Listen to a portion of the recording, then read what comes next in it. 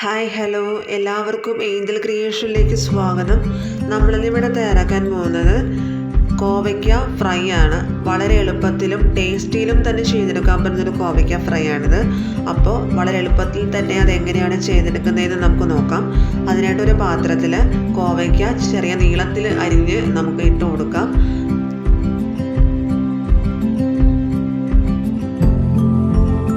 അതിലേക്ക് ഒരു നുള്ളു മഞ്ഞൾപ്പൊടി, 1 ടീസ്പൂൺ കുരുമുളക് പൊടി,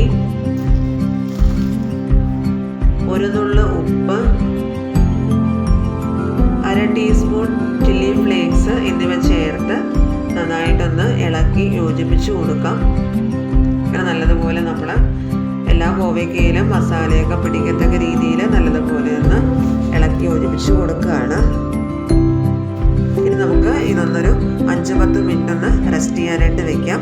ആ സമയം കൊണ്ട് നമുക്കൊരു ചട്ടിയടുപ്പ് ചൂടാൻ വയ്ക്കാം. ചട്ടി ചൂടാകുമ്പോൾ അതിലേക്ക് വറുക്കുന്നതിന് ആവശ്യമായിട്ടുള്ള വെളിച്ചെണ്ണ ഒഴിച്ചു കൊടുക്കാം. വെളിച്ചെണ്ണ ചൂടാകുമ്പോൾ അതിലേക്ക് ഒരു തണ്ട് കറിവേപ്പില ഇട്ട് നന്നായിട്ട് മുരിച്ചതിന് ശേഷം അതിലേക്ക് നമുക്ക് കോവയ്ക്ക ഇട്ട് കൊടുത്ത് നന്നായിട്ട് ഫ്രൈ ചെയ്തെടുക്കാം.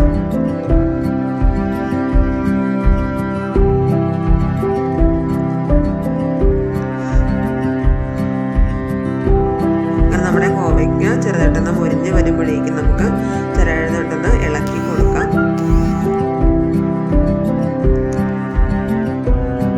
അങ്ങനെ നമ്മുടെ കോവയ്ക്ക ഫ്രൈ ഇവിടെ തയ്യാറായിട്ടുണ്ട്. നമുക്ക് ഒന്ന് കോരി മാറ്റാം. ഇതുപോലെ തന്നെ നമുക്ക് ബാക്കിയുള്ള കോവയ്ക്കയും കൂടി നമുക്കൊന്ന് വറുത്തെടുക്കാം. വളരെ എളുപ്പത്തിൽ തന്നെ തയ്യാറാക്കിയെടുക്കാൻ പറ്റുന്ന